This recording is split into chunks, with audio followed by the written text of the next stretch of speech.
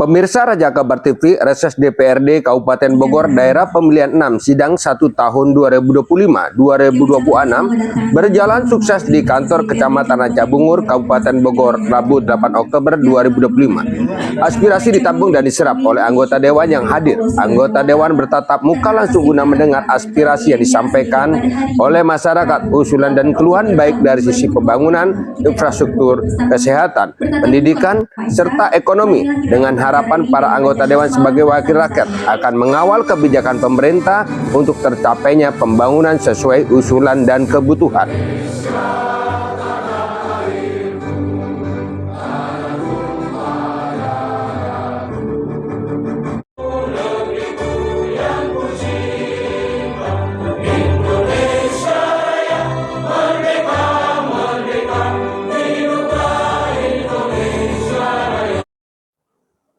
Camat Ranca Bungur Dita Aprilia memaparkan pencapaian usulan hasil musrembang 2024 yang di tahun 2005 ini sedang dalam proses pengerjaan dan kini sudah mencapai 30%, yaitu pembangunan gedung olahraga mini atau GOM. Selain itu, program yang bersifat peningkatan ekonomi melalui para pelaku UMKM berjalan sebagaimana mestinya. Begitu juga bidang lainnya, namun dari sektor pendidikan, tentunya kita semua tahu bahwa wilayah Kecamatan Ranca Bungur membutuhkan bangunan sekolah SMP Negeri 2 yang saat ini siswanya masih menumpang di gedung sekolah SD Ranca Bungur. Tentu saja hal ini sangatlah berpengaruh kepada kondisi bangunan. Sebagaimana kita ketahui, perilaku dan karakter siswa sekolah SMP berbeda jauh dengan siswa SD. Jadi hal yang paling urgen dan kami sudah sampaikan kepada anggota DPRD untuk tahun 2026, gedung sekolah SMP Negeri 2 dan pembangunan kantor Polsek, ungkap Camat Dita Aprilia. Berikut wawancara inklusif jurnalis Raja Kabar Fikri Supriyadi dengan Kepala Desa Bantarsari Lukmanul Hakim, salah satu pengurus Abdesi Kabupaten Bogor, menyampaikan kepastian kebijakan tata ruang. Berikut Fikri Supriyadi melaporkan untuk Raja Kabar. Pak Kades, harapan atas usulan pasca reses ini kepada wakil rakyat. Ya, saya kira apa yang disampaikan oleh Bu Camat secara umum usulan Kecamatan Ranca Bungur cukup bagus ya. Tadi berkembang diskusi terkait dengan beberapa aspirasi dari teman-teman kepala desa, kemudian warga. Pertama terkait dengan GOM, kita berharap bahwa GOM Ranca Bungur ini kan jadi menu seksi yang kemudian perlu segera terrealisasi, dan alhamdulillah sudah terrealisasi.